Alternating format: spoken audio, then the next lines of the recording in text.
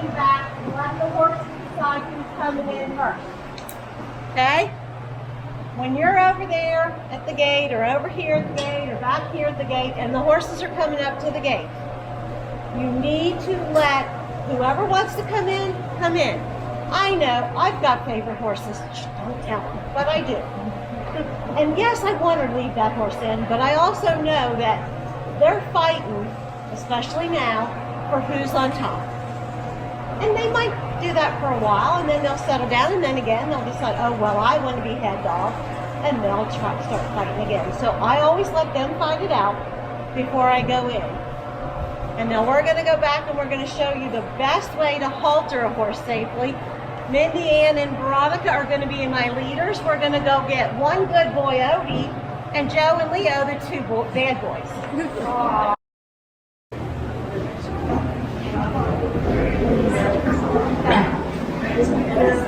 So you can see how the horses are standing. Can everybody see? All right. Joe's got his butt to Ann. That's really not a safe way to be. So what are you going to do, Ann? I'm going to go in. You all see? I'm going to use my wand and I'm going to ask him to move around. Trish is using her wand as an extension of her arm to ask him to bring his head around to her.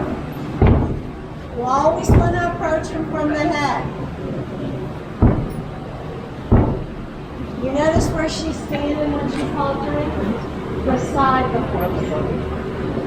You never put a halter on from the front. You can't control the horse's head if you're standing in front. Okay? So Joe's haltered and he's ready to go. All right. So Leo is this facing this way, but he's not paying any more attention to us than the man in the moon. So Mindy's going to get his attention. So you hear her, she's talking to him. And she asked him to move his... Thanks. Well, if she closes the door, you guys aren't going to be able to see. Well, in a general instance, we don't open the door this wide because the horse can come right back out, right? So it's okay to open your door, just don't open it all the way. She's doing this for a demonstration purpose. That's what I just... Yes. Thank you for reiterating. Yes. Okay. So something else I want everybody to pay attention to, and I'm saying this because this is what I'm seeing. I'm coming in to teach lessons, and I'm finding stall doors with that. Okay? This can catch an eyeball, a hip, anything on the horse, and us. We can get a belt loop, we can get something stuck around this. These must be back and these doors all the way open anytime a horse comes in or out. That is an absolute hazard. Those things will get you. Okay? If horses are tacked for lessons and then brought out, and a lot of times my silver saddles will do that, these must be back. I can't tell you how many saddles have been ruined because people got stirrup leathers hung. Even though we run the stirrups up, the leathers are still down and they can get hung on those doors. Okay, so that's really important. So you see here, the door is wide open. He's not rushing the door. He's tried, and Mindy's corrected. Okay? Did you guys see the correction she made? Okay. So Mindy showed a correction. So, your hand goes back, you tap with the wand. It is more respectful to tap these guys with a wand than it is to pull on their faces. Okay? We had 2 horses today do body work, and both of them had a lot going on in the front ends. And a lot of that is from being pulled around by their front ends. And sometimes they do it to themselves. It's not always us, but it's from too much front end work and not getting the whole body. Okay? So, Mindy's ready to go. Veronica, you want to get Odie? Let's go see what Odie's going to do. I'm going to open your door too, man. Now, we all know this is their lap time. I don't know. We do. The conditioning team uses it every time they handle it. Right? So, Veronica, again, again, got Odie to bring his face to her. Stand beside him when you put his halter on.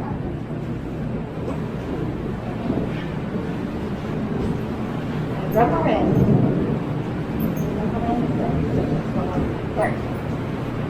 Okay. Always stand beside them because that controls their heads. Okay? And everybody says, oh, well, these horses aren't going to misbehave because you're handling them. The horses do misbehave when I handle them. I feel it coming. And when you are position yourself in a way that you can feel what the horse is going to do, you'll be able to do the same thing. I have no secret powers over anyone else, and definitely not over these horses. But I feel what they're going to do. If I'm haltering them or bridling them and I'm beside them under their head, well, my hand is here, so it's got this part. This hand is here, so I can control that head. And I have both hands and my body to control the head. Okay, so those are things that really are helpful. All right, now all the gates are open, so horses are going to go out. Mindy, you want to go first? Okay, Mindy's going to come out the door, and then Leo's going to come out the door. Okay, you notice Leo kind of lagging, so Mindy just took her wand and put it to the back. We use the wands because if you turn and look at the horse, that's going to tell him to stop. So the wand says go, so Mindy puts her hand back, and Leo goes. All right, Ian, you ready? Ian's going to come out, and then Joe.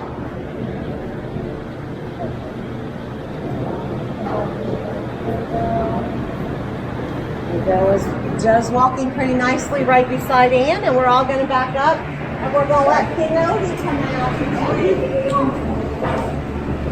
Come on out, King Odie. The one other thing you'll notice, she's not leading in front of the horse. She's at the neck. We don't need to pull the horse. We just need to make sure that they're guided with the crop. And that way, again, we're not stressing the muscles in their neck. We're not pulling behind them, right? That's going to tell them to stop, and that's going to be really confusing if you're trying to walk out of the stall to get them to go somewhere. One of the things I noticed Oh, those are off. subbing day was how often this gate got opened and shut in the middle of lessons. Okay? There is only a few reasons to come in and out of this arena, and that's if the instructor is asking you to come in and out of the field. Okay? Gates should be shut and latched. Okay? They need to be shut and latched. If you have to go, if an instructor asks you to go pick something up or go get something from the lesson, or you're going to get a horse to bring in or whatever, go ahead and shut that back. All right? I don't care if you're just walking to the tack room and back. I want you to shut that door back. If a gate is open, a horse will try to escape. If a horse tries to escape with a rider, we've got a hazardous situation. Okay? I find it more frequently with the gate at the mounting block is that it gets opened to mount and then it doesn't get shut again. So as soon as all of my riders are on, I shut that gate, or I ask a volunteer to shut that gate depending on whether I have help or not. Most of my lessons, for those of you that don't know, are silver saddles, so I don't have volunteers. So I do the vast majority unless I've got my junior instructor, and then she gets that job. Okay? So leading in a lesson is one of the biggest things after this that I've noticed. People aren't leading the horses correctly. So Mindy and Ann and Veronica, if you will get the horses walking on the rail. Okay, you can already see Joe's getting in Ann's space, and she's kind of corrected him. See where she has the wand? If you're leading a horse that wants to nibble on you, if you put that there, that just tells him, I want you to respect my bubble. We're not playing, we're working.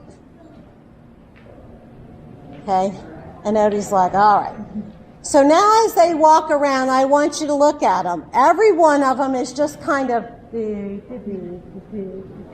all right? So as the instructor, I'm going to ask, ladies, can you encourage your horses to walk a little bit quicker so they track up? Okay? So I want to see the horses tracking up when they have riders on. Because this is a very big riding program. A lot of our students are here for the movement of the horse. Are they going to be getting the best movement if the horses are walking around like that? No, they're not going to get the best movement of the horse. The horses need to be walking. By tracking up, I mean, you can see as Joe walks, where his front foot picks up, his back foot's coming up into it. That's tracking up. So that's getting the best movement. Go, Odie! That's getting the best movement out of the horse. I'm going to tell you, a year ago, Odie couldn't have done this. So I'm very happy to see Odie going and walking. He's like, really, Trish, you are driving me crazy. But he's tracking up, okay? He's maybe even over tracking. Believe it or not, Odie scores the tops in dressage out of all of our horses because he's such a nice mover. All right, so now they're all tracking up. You notice how the girls are doing what they need to do to keep the horses going.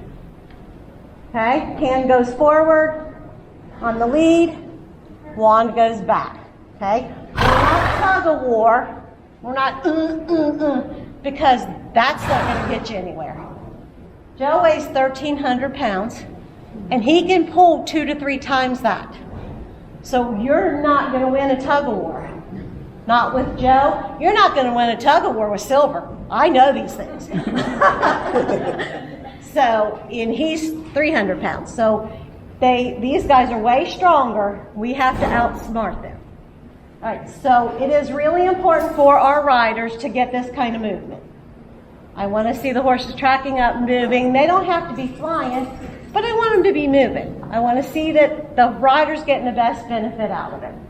All right, so let's try a stop.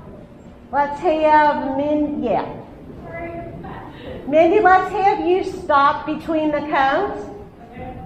Okay? And try to put your rider right between the cones.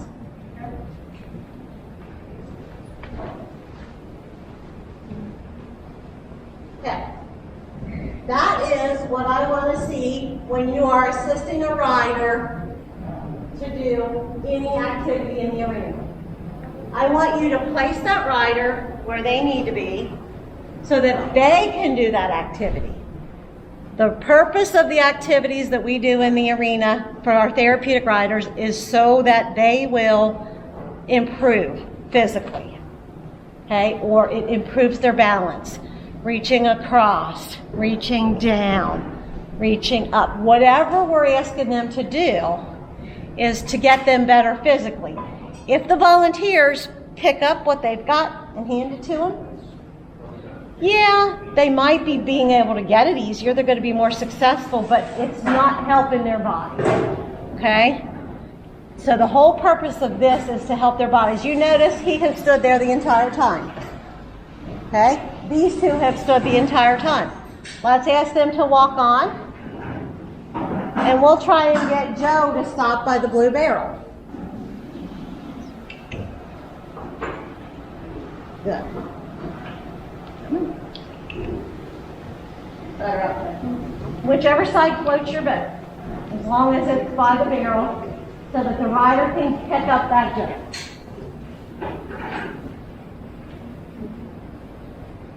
Okay? Now, he's standing there nicely. How many times have we been in lessons and we see horses not stand here nicely? It happens all the time. The reason is we aren't being the boss. So something that these ladies do, I don't know Veronica so much because she hasn't worked in lessons in a long time, but something I know Mindy and Ann do, when they are assigned a horse to lead, while we're changing out lessons and getting the next group in, they're taking those horses for their next class and they're walking around with them. And they're doing this kind of stuff. They're making them go, they're making them stop, they're making them listen. They want to be in tune with those horses. It is perfectly acceptable for you all to do that in a lesson. If you're leading a horse, for you to spend a few minutes getting in tune with that horse. We don't handle the same horse all the time. These horses are handled by lots of different people, so we never know what the person before us did with them. If they don't listen, just like our kids, you have to tell them a little bit sterner each time until they listen. Okay, so she's going to ask with her body first. Do it one more time, Mindy, and see what he does. So she's going to ask with her body. And I'll ask him to go forward and see if he'll stop for it. So see the hand goes back. She asks him to go forward. She's going to ask with her body to be stopped so he gets hurt. Okay, that's what we're looking for. We're looking for that connection between the leader and the horse. If you guys are leading, and that's all you have to worry about is leading, this is what you should be doing. You should be totally in with that horse. You should be paying attention to that horse. You should make sure that horse is tracking up in a lesson. Okay? So now, what if you're sidewalking? How many sidewalks? Very many? Quite a few. Okay? So, Mindy, let's have you bring me Leo, and I want you to go sidewalk with Ann and Joe. Veronica, you can bring Odie on up. He can chill for a minute or two. Okay. So Mindy's going to sidewalk. We have to really pretend now, okay? She's talking to Joe. She wants him to know she's there. Okay. So now, ask Joe to walk on. And Mindy, your rider's really not paying attention. Okay? They're kind of walking, blah, blah, blah, sexy squirrels. So how are you going to correct that rider? Talk to them. Ask them to use their reins, steer their horse. So she's going to give them the verbal cues that they need. Whether it's steer their horse, whether it's listen to your instructor, whatever they need, she's going to give them a verbal cue.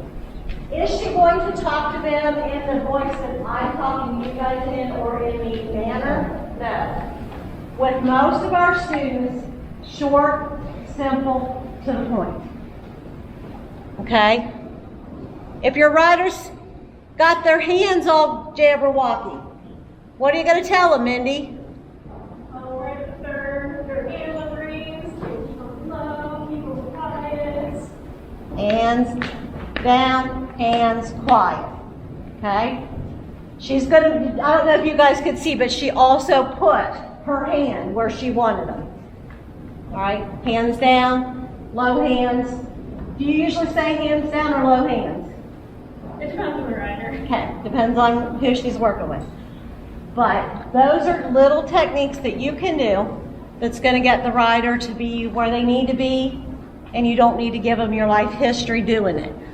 Just short, simple, because they're not going to remember it. Especially any rider, and most of them have something going on cognitively. There's some kind of cognitive issue or some kind of developmental delay, and they're not going to understand the conversations that we have. They're going to understand short, simple, to the point. And one of the biggest things I learned from the lady that founded this program is you tell them what you want them to do. You notice how Mindy said, I'm going to tell them put their hands on the reins. I'm going to tell them keep their hands, whatever it is. You're going to tell them what you want. Don't say the undesirable behavior. Say what you want. That way they're going to hear that last. And you want them to hear last what you want them to do. So we're not going to say, hey, your hands are in the wrong place, because they won't necessarily know what that means. You have to actually give them the direction.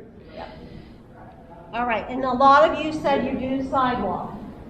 So when we are grooming and putting on reins, right, some riders, you guys all know, can do that totally by themselves. Some riders need more help.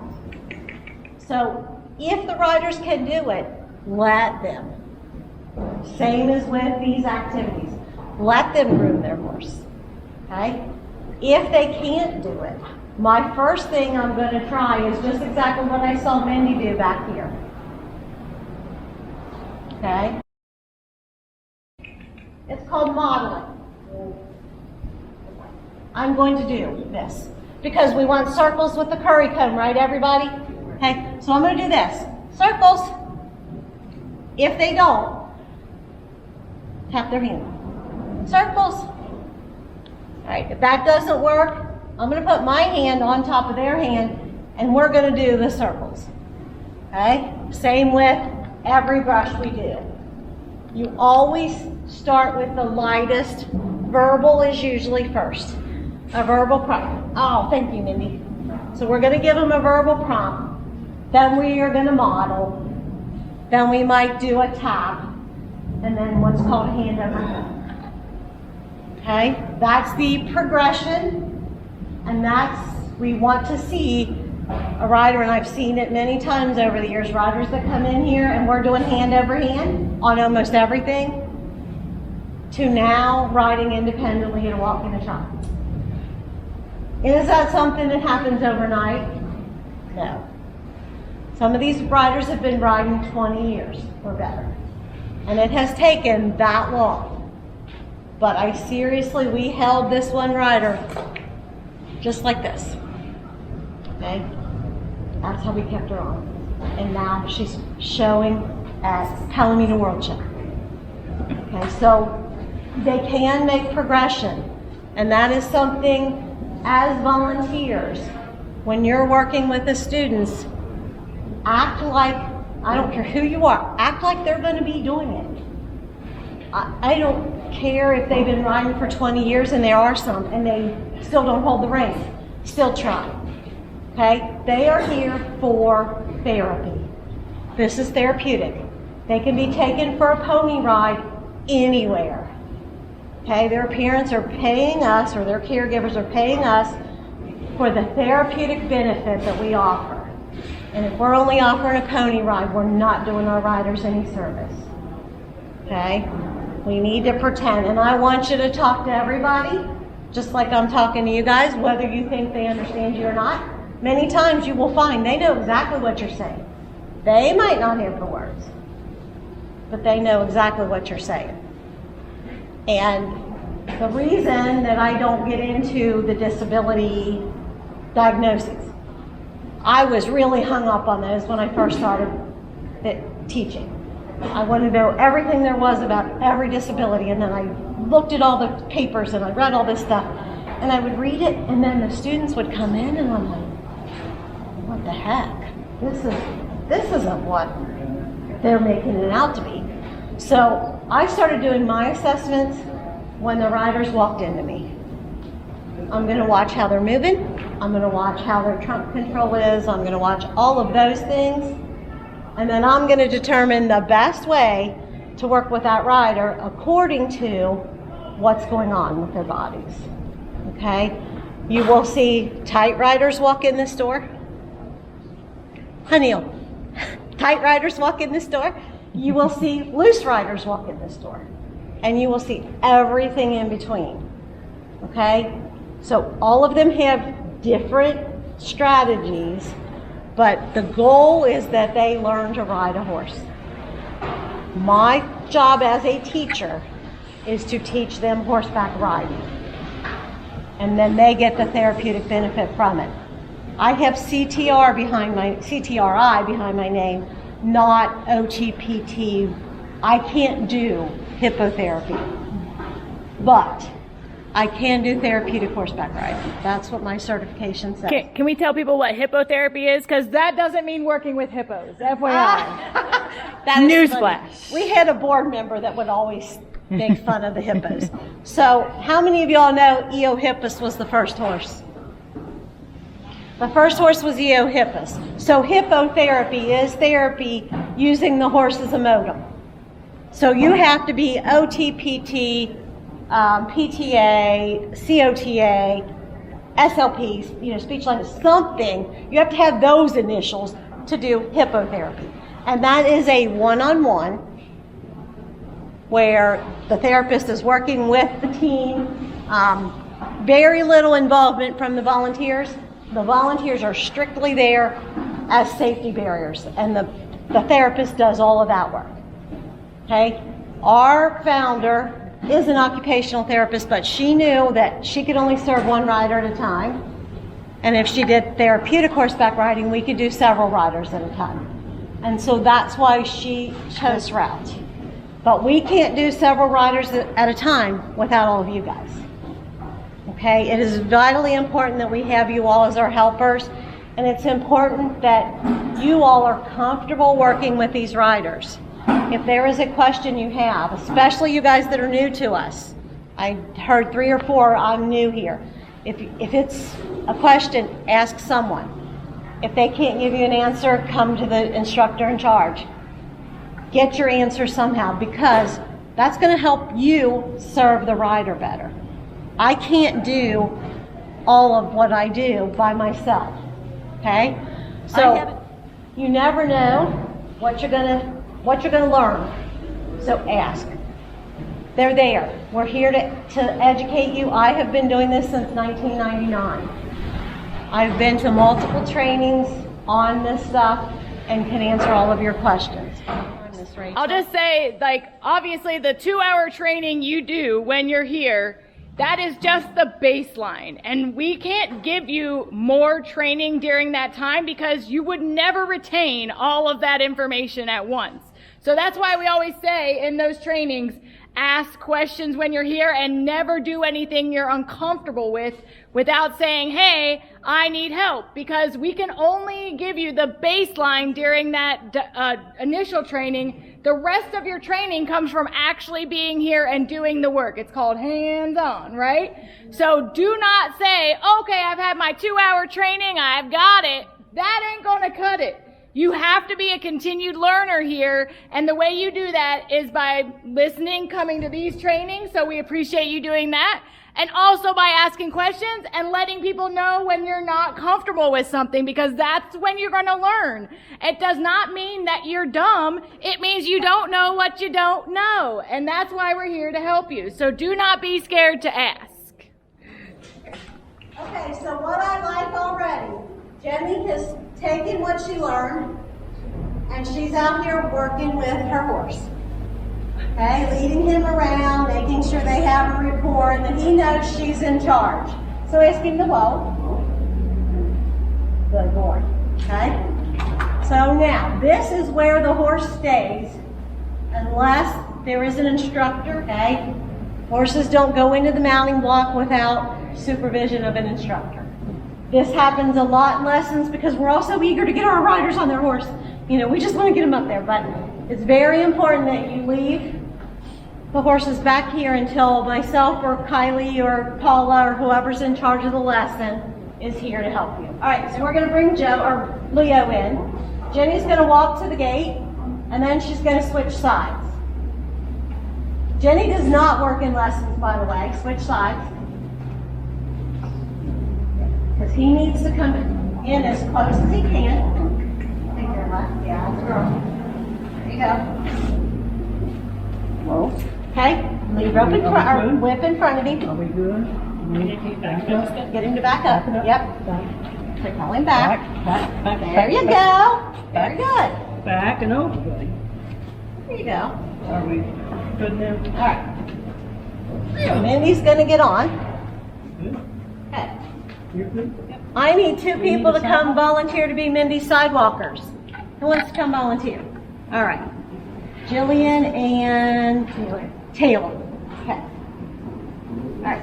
So you're going to be over here. Jillian's going to be over here, but we're going to walk Leo out first. So Mindy, what do you tell your horse?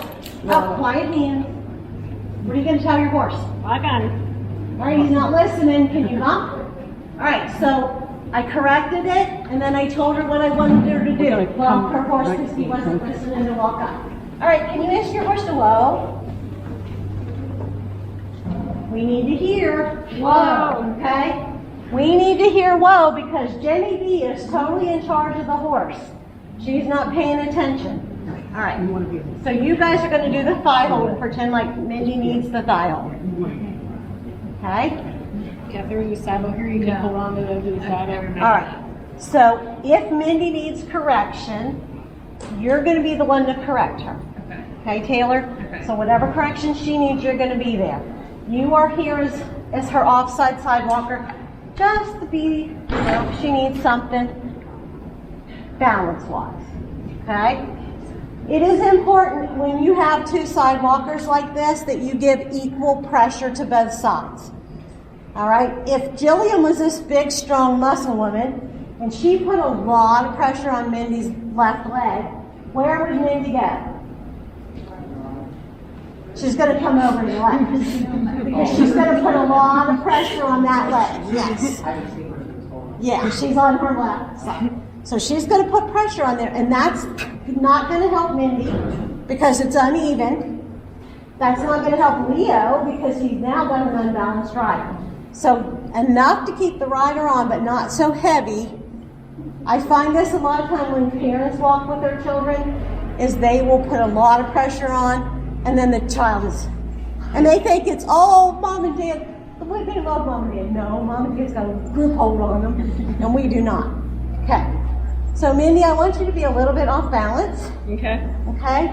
But not so much that you're going to fall. Just wiggling. Okay? So go ahead and walk on. And I want you guys to watch as Mindy goes. Taylor and Jillian are going to steady her with their legs. Leo, I know you don't like wiggles. Okay? So see how they're steadying her? Good boy, Leo. So they're steadying her, but they're not holding her on the horse. Okay? If you hold the rider on the horse, you're hurting yourself and you're hurting the rider. Okay? The riders need to be here to strengthen those muscles. So Mindy, get in the middle. Get in the middle. Get in the middle. There you go. Good job. So, you guys, I love this. This was not planned, but it was great. Okay? Jenny stopped the horse. The minute Jenny said, I need help, Jenny stopped the horse. That was instinct. Okay? That was her instinct saying, I need to stop this horse. So she did, and she got her settled. And these two kept their horses still as well, and we were all still. Are we going to do any good for Mindy if we go running up and trying to help her? No. If we run up and try to help her, we're only going to do more harm because we could scare the horse. And then you've got a rider that's already in trouble and a horse taking off. So it's always important that you help them the best way you can. Great job, team. I didn't give you enough room, so sorry. Okay, so we're going to go ahead and put Neil up. Neil's going to be a little more balanced than Mindy.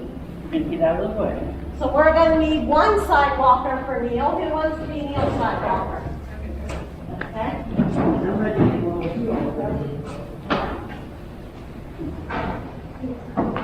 didn't realize you didn't give up the rest of you. That's sorry about that.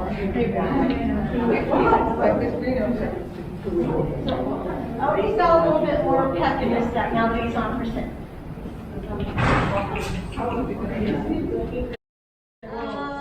About 2 weeks. Yeah, not very long. He's really doing a lot. So Neil truly does have some tightness in her legs. And this is how Neil rides in her lesson. Yeah, she has a surcingle in case she needs something to grab onto, but this is how she rides. Okay, so I'm going to walk her out. So go ahead and pick up your reins. Okay. And I'm going to walk out with you, and you're going to ask Odie to walk on. Right. When you get off balance, is it right or left? It's been a while. Yeah. You have the Left tighter, side is tight. left side is your Yeah. tighter side. Okay. I thought it was left, but I didn't want to make a mistake. So you're going to ride on her left side, help on her left side. Okay. Because that's where she's tight. And if you stand back here, and Rachel, you may be able to get a little bit of this. See how this left leg is higher? My left leg? Yeah, your left leg is higher. Okay? She's tight on that left side. So that's the side we want to encourage to lengthen. So you're going to do that hold behind the ankle, Mary. Yes, I know that's a little difficult with you and Odie, and if you want to trade out for somebody shorter, you can. But that's what you want. So that's going to put pressure on Neil's left side to help that side lengthen. Okay? So go ahead and walk on, and then we're going to get Anna. Okay. Now, Ann, you're going to be almost independent. So we won't have anybody holding Ann on. We just need somebody to talk to Ann. Who wants to be my sidewalker for Ann? Easiest job. Easiest one. Megan, come on down. I'm going to start picking people, so get ready. Uh-oh. Don't let her pick. Is he where you need him to be? I can't see. So I like how Laura used her wand to get Joe's behind over and keep him where he needed to be. I'm comfortable with it. His hips could come a little closer. If you can get on, we'll go ahead and let you. Okay, so now the wand goes to the front. You want me to lengthen him? No, I think Okay. All right. So I'll walk out with her. All right. Are you guys noticing Laura's not paying a whole lot of attention to Joe's shenanigans here? No. Okay. Yes, good. Won't pay attention to it. Good. Nope. No, we're not playing, Joe. We have to ignore these behaviors. Okay? The more we engage those behaviors, the worse they get. So we ignore them. So what are you going to tell your horse, Ian? walk on. All right, so walk on. So you notice Laura did not let Joe move until Ann said walk on. Now I'm going to trade places with you, and you're going to just walk beside Ann and give her cues as needed. So how's it going over here? Going good? That's over here in the other corner. We just had a really nice question. We were asked, now that he's thinking about peeing over there, now that we have riders on horses, and a lot of these guys have sidewalkers beside them, how is the leader going to ask that horse to go? Does anybody know what that answer might be? The rider tells them to walk. Absolutely, Patty. The rider is going to. If the horse isn't moving and not going, the rider is going to cue that horse. Okay. And that is the sidewalker's job, or leaders as the case may be, to tell them, ask your horse to walk on or bump them so they get more forward. Whatever you need them to do, you're going to ask that. Okay. Okay, so it has now become the rider's responsibility to make sure the horse is doing what he needs to do. That was a very good question. All right. Any others while they're all walking around trying to get used to this? One thing I will note is that you'll see their spacing is far enough apart that they're not right up in each other's booties, right? Because if you get a horse in the other horse's booty, they're not going to like that. That's not enough personal space. So you need at least a horse's distance between the horses. And if you're not getting that, feel free to make a loop or cross over to give yourself the distance. But it's not great to stop your horse to give the distance, because that interrupts the entire lesson and knocks the entire flow off and gets everybody aggravated, right? So keep your horse moving. Just know that you need to keep space. Does that make sense? Very much so. Sorry, any questions outside of Space that? is huge, huge, huge. Okay, they need that. We have horses here who don't, even though they're in the same field, they're trying to see who's boss, and they will do it in a lesson. So spacing is very, very good. The other thing you'll notice is how they're holding the lead ropes. Remember, we don't hold a loop around our hands, we hold in a figure 8, and that's because if the horse gets unruly and pulls on that, they will crush your fingers. We like your fingers very much. We don't want them to be crushed. So make sure you're holding the rope appropriately and that you have a short enough lead to have control over your horse. If you're way far away from your horse, you're not going to have the control you need if they start to act unruly. So if they start acting unruly as the leader, what do you need to do? Let's say we need Joe to stop and he doesn't want to stop. Laura, what do you need to do? Ask for help, use the wand. Use the wand. Okay, so tell him whoa. Use the wand on his chest. Tap, tap, tap. And he stops. And then we're being respectful. You don't see anybody here leading with their hands up underneath the horse's chins. Okay? Horses need, and you can watch them walk because they're all bareback. They need to move. There's a line of muscles that goes from back here underneath their behind, up over their behind, across their back, all the way up their neck, into their poll, which is right between their ears. All of those muscles need to move in order for the horse to move. Okay? If we are tight here and that horse's head's like this, you're going to get stilted gait. You're not going to get that good gait that the riders are here to get. Okay, so nobody's holding tight. It also generally stops your horse because they think like this means whoa. Because you're putting pressure there, they're going to be like, okay, you're telling me to stop, when you're not telling them that at all. So it's very confusing for the horse to have that kind of tension. You don't need to hold them so tight that they're going to be freaked out and trying to figure out where is this danger. Because that's what you're telling them. I'm scared. There's danger. Yep. There's not danger. You're the danger. Horses can hear your heartbeat from quite a distance. So if you've had a bad day, if you're nervous, if you're excited, whatever the case may be, horses can hear that. They sense it, and they think, I need to fly. That's their instinct. I need to get away from this. My human, who is the leader, and as we should be, that's what all of these guys developed with their horses. If my human is scared, I need to be scared. If my human's heart's racing, I need to be worried. No matter what. It can be excitement. It doesn't have to be anything. And calm is always better. I like to come in and hear a calm, quiet lesson. Now, we don't always have those, but it is so nice to walk into the barn and see people. Everybody's quiet. Everybody's just in their group talking. Horses don't need all that. They don't like it. Okay? They like calm, slow. If you have a horse that's acting up, does anybody know a good thing to do for a horse that's acting up? Sid, I'm going to pick on you because I know you know. What should the rider do if their horse is upset? Have the horse stop.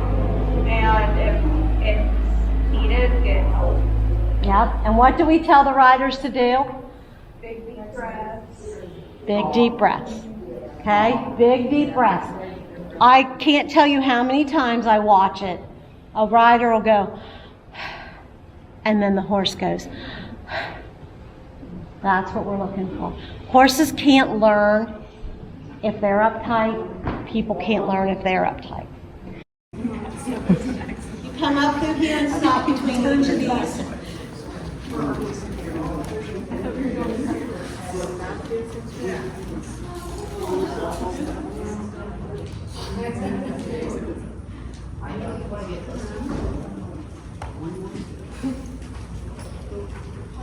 Okay, so Neil, if you can find a focal point right ahead of you, that'll have your eyes up, that'll help Odie stop. Oh! Ride her down. Everybody stop your horses. Let me do an assessment. Oh, Mindy. Are you okay? Did you hit your head? No. Yes. Yes. Yes, you hit your head, I saw. Okay, so I want you to sit here quietly. Can somebody come stand by her shoulders? Jackie, can you call 911, please? Because we make sure somebody that he doesn't move his feet. I'm Yeah. doing my best. So, we are going to have Mindy, if she can, slide her legs toward the, okay? Ma'am. And now we can move Leo. Only Leo, everybody else stay stopped. Walk on, Leo. Walk on. Walk on. Leo, he's like, I don't want to leave Mindy. That's right. She's down. Okay. You're good right here. You got him? Okay, so I have them. Okay. Address for anybody that needs to know is on the wall. Right by where that first aid sign is, there's a sheet that has the address. Okay. Then we need to send somebody out to the top of the street and tell them where to come to. So we will have Lori, you're going to the top of the street to tell them where to come, okay? And since this is, somebody's gonna need a squad, we're gonna have to go ahead and do an emergency dismount with the other riders. So Megan and Mary, I would like you to help your students get down off their horses, okay? So you're gonna come around and Laura's gonna take the horse, Megan's gonna assist, Mary, you're going to help kneel. Kneel if you need to do over the crest with your right leg to get down. And since we don't have the barrel, I will come with this. You get it? Can you get it? Because it's so like he used to be rubbing his butt. Okay. All right. So, any emergency, this is what we do. Okay? Rider's down, and he needs to be down. Do you want us to move him or move the barrel? Move the barrel. He's got quiet feet right now, so let's move the barrel. Okay? There we stand there with the If hand. this had been a thunderstorm, a tornado, a fire, any kind of injury from a rider's perspective, this is what we do. Everybody stops their horses. You notice the leaders took care of the horses. The sidewalkers took care of the rider. The instructor took care of whoever was hurt. And I picked people that I knew that were calm to do the jobs of calling 911 and going for the life squad. Okay, these are our emergency procedures.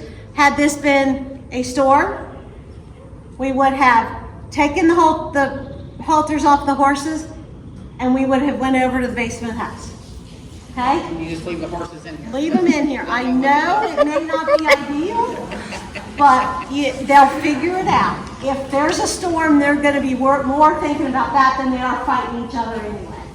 And there's no food out here for them to fight over. So if it had been a storm, we would have just went to the basement of the house. If it had been a fire, again, you turn the horses loose and we go to our safe place, which is out there. Rachel shows you. Under the picnic table shelters, right out by the outside arena. And that way, we all can come out Those and are your safe places. count Yes. heads. And then Okay? another thing, just to say, Yes. if this would have been in the outside arena, that's why it's important that person goes to the top of the street or the top of the driveway and you bring them to the correct place, because you could actually tell him to drive the emergency vehicle as close as he could to that outdoor arena. Because they don't know where you're at or where that person's at. So then you just make sure that whoever's out there brings them to the next person. It's like a relay. That's also the reason why we don't park in the gravel on the lot, because we have to have an emergency vehicle be able to get through. So that's why everybody leaves that area clear. It's important to have everything safe. Sometimes you might have to have a helicopter come in, so then we would have all these horses put away. If it was the end of the night, we would put them away. If it is a middle of the class, we try to get this rider taken care of, and then we have to go back and pretend like nothing happened and carry on for the next class. Okay, because it's not fair to those guys for me to be all flabbergasted because Mindy fell off and has to go to the hospital. I can't do that to the next riders. So I have to put that in the back of my mind, continue my night, and then immediately call Mindy at the end of the night and say, what'd they say? You okay? And if she doesn't answer, text her. You okay? And then we got to fill out an incident. I was going to say, the other thing we do is we always fill out an incident report. And if you're still available and here, we're going to ask the rider or whoever gets injured to sign the incident report, because we want to make sure everyone is correct about what's happened so that we can try to make any adjustments necessary to mitigate that from happening in the future. So that's why it's really important anytime there's an incident on the facility that report gets filled out. And then we tell the team, and then they know for working on things in the future. Well, Tootsie was biting people. So then Veronica knows, I need to look at Tootsie. Why is she biting people for no reason? That's abnormal for her. Well, she has a tummy issue. And so now we know she needed to rest for a couple weeks after her adjustment and get on some new medicine to help adjust for those things. So without that knowledge of the whole process, we can't correct any of the issues that we know. And the other thing is, if the rider's okay enough to get back on, we're going to encourage them to get back on because we don't want them to become so fearful of falling that they never persevere. And perseverance is part of our program. So Trish and all of our instructors are trained to do that. And like we said in our other training, we just need you to do what the instructor says. We don't need you to intervene with the riders. They're trained to do that. So they're going to work with the riders, and you're going to stay with your horses and your other riders while they work with the injured rider. And they're going to know the techniques to try to encourage them. It's not your job to step in and say, I don't think they should get back on. This has been tough for them. That negates every single thing that instructor just tried to do to encourage them to get back on. I'm sure that they're going to be scared, right? Falling off a horse is never a fun environment, even though Mindy made it look really pretty. Question. What do you guys think Mindy did to cause her to come off? What was she doing? She was off balance. She was leaning too far and got off balance. Exactly. And I think that's exactly what she planned for. Was I'm going to lean here. We've seen it many a times. Another thing I've seen a rider do is when they go around cones. Try and kick the cone. No, they try to get their leg over the cone. All right, when one leg's up, where's your weight going to go? All the other side. And this was a rider who did not have a sidewalker because he did not need it. This is a rider who was warned more than once. He's done what Mindy did tonight. He's leaned too far and went off. He's done this and went off. So these are things that I look at the rider. When my rider comes, I assess them and what they need. Whatever they need, and I'm going to tell you, and if I don't tell you, I want you to ask me, how can I best help this rider? Okay, the one thing that's going to do is going to trigger my brain that this is a new, oh yes, this is your first time with this person. Yes, I do need to tell you things about them. Because again, things get hectic, we don't always remember. We have new instructors coming on board. A lot of things are new to them, but they have the answers. They know the answers. You guys just have to kind of pick their brains. Yeah, Jackie? So what happens if you're not around and you know everybody's idiosyncrasies and their problems? So is there a book or something written down? So like say if I come in and I want to help you out and someone comes to me and asks me, well, how can I help better this rider? How would I know what each individual rider's problems are? So we have progress notes. Okay, we have progress notes. We have a level system. That was a great question. So we have a level system 1 to 5, and each thing in there tells what they are doing, and we can even comment. Like it will say uses their reins. Okay, so most people use 2 reins, but not everybody. Okay, some people might only have one good side and they only use, so they neck rein. That's all in there. That will all be in their progress notes. Rachel has those on a big spreadsheet.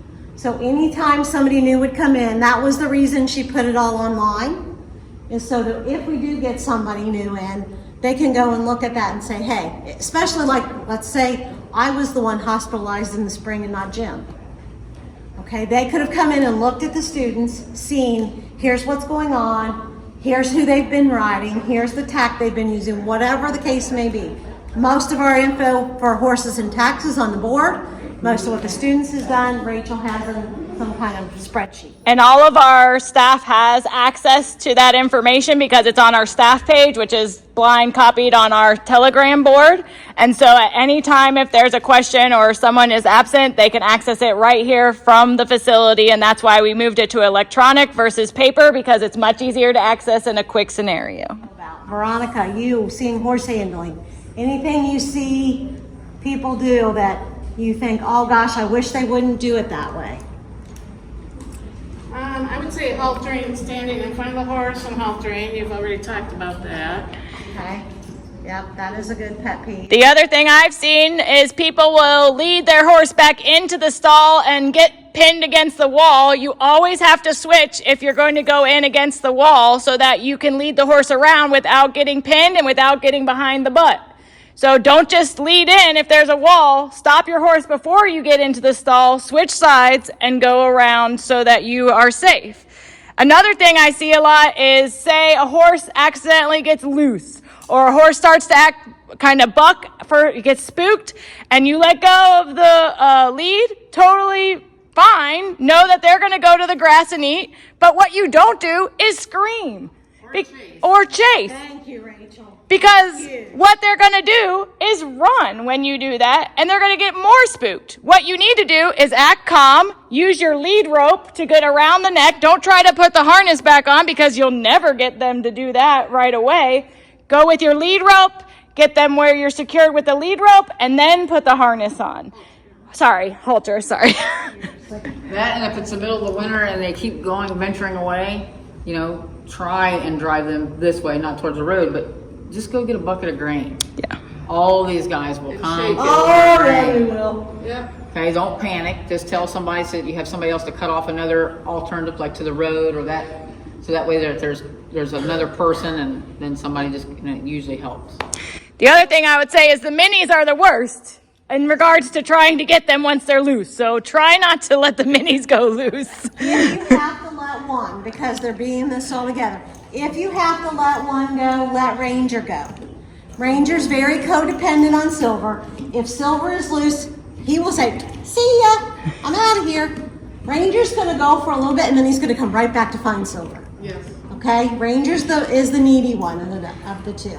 And be very calm and slow when you walk up to them. If they start walking away, just again, get in their eyesight and walk very slowly. That was the key point I heard right there, was get in their eyesight. Okay? If you come up to the back of the horse, what approaches them from the back? Predators. Exactly. So they're used to being chased from behind and running from it because that's their instinct from the time they were eohippus, is to run from predators.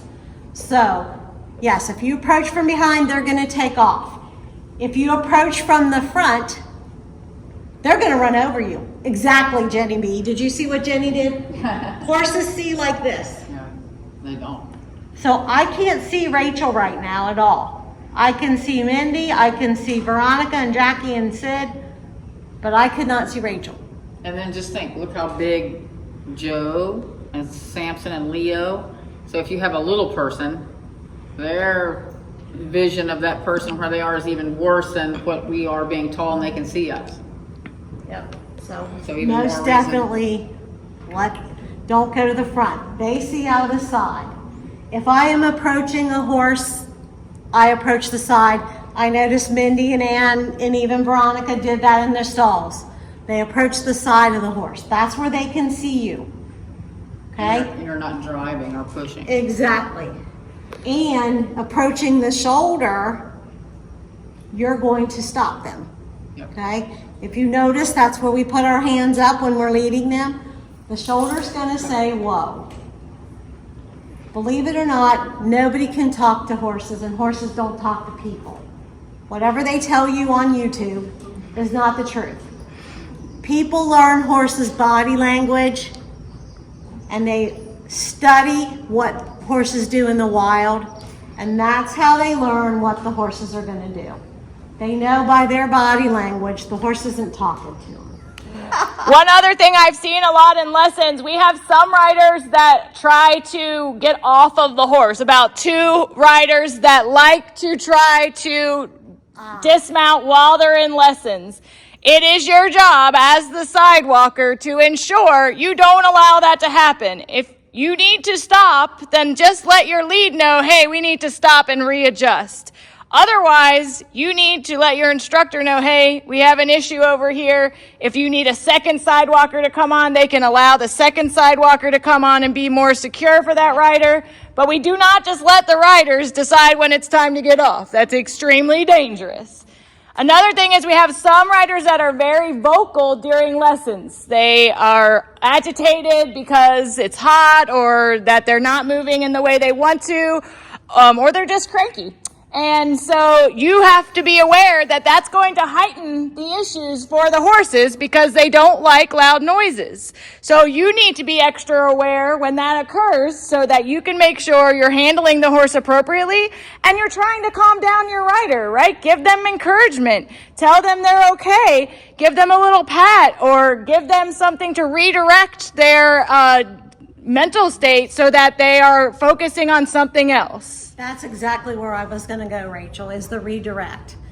Many times, especially with nonverbal riders, and they're nonverbal students in all the different disabilities.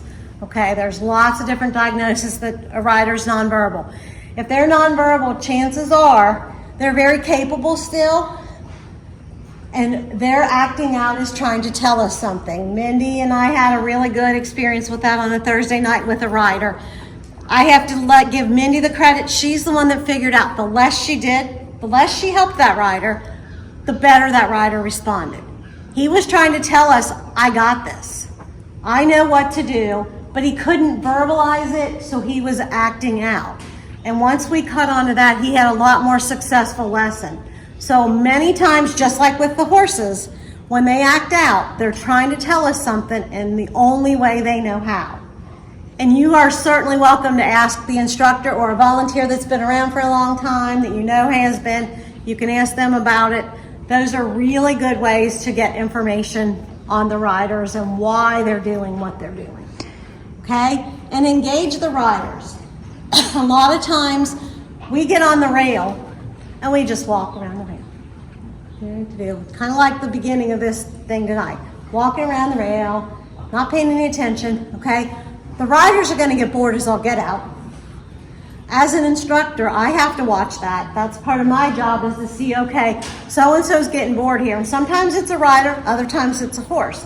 But whatever the case may be, we need to change things up. Okay? And if there is something that the instructor isn't getting, you guys as a team can try to redirect them or engage them in a different way.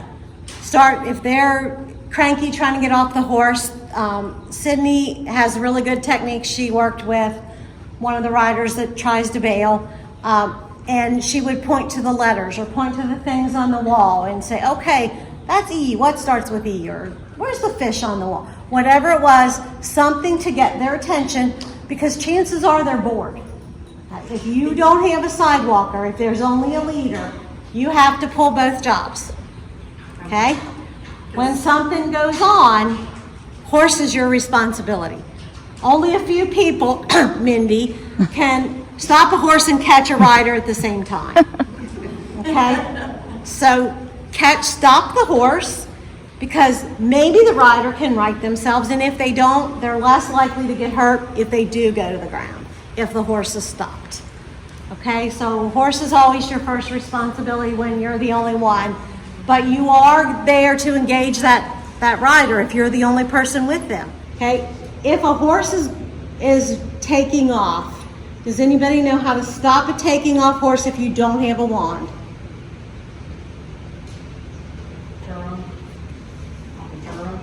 Exactly, Laura. Laura knows because she rides Reguses.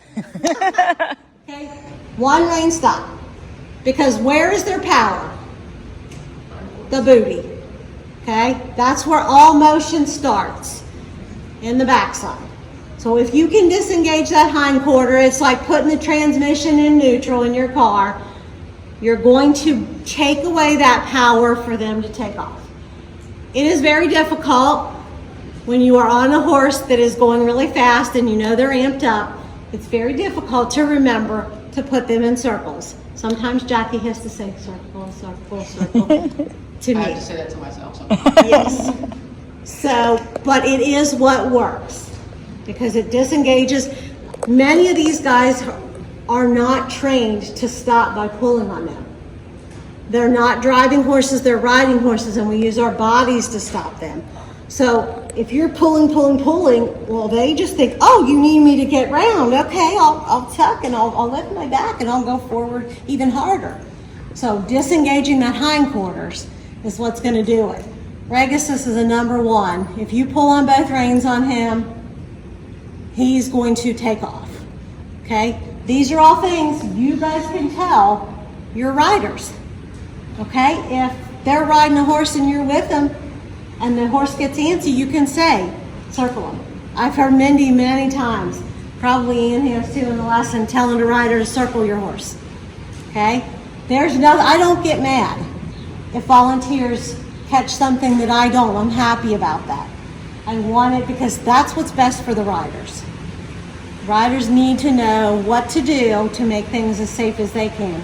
And it's our job as volunteers to teach them that. Okay? Any other questions? Mindy or Ann, some of you guys have been around a while, anything I missed? I have one. So occasionally we have riders that will get physical with you, and that is unacceptable no matter who it is. Even if they aren't doing it to be mean to you, some of our riders take out their stemming on you. They can pinch, they can scratch, they'll grab your face, they'll grab your arms and hands. You should correct them because that's not acceptable behavior no matter what they're doing. And it's only going to distract from the lesson and make it unsafe for them. So if you have a rider that's grabbing and pinching you, don't just let them do that. Take their hand off, put it back on the reins, and tell them to redirect and do something else with their brain so that they are not going to continue to physically be harming you. If you have an issue, get your instructor's attention. Okay? Yes, Mindy. To tell the rules for taking horses out to the arena and what to do if you're leading a horse in the grass? Yeah, we briefly touched on that earlier. When you are leading to and from, I want them to be led exactly like they're led in the arena. I don't want a horse grazing because what that does is that sets the precedence. That sets that it's okay for me to put my head down while I'm being worked with by a human.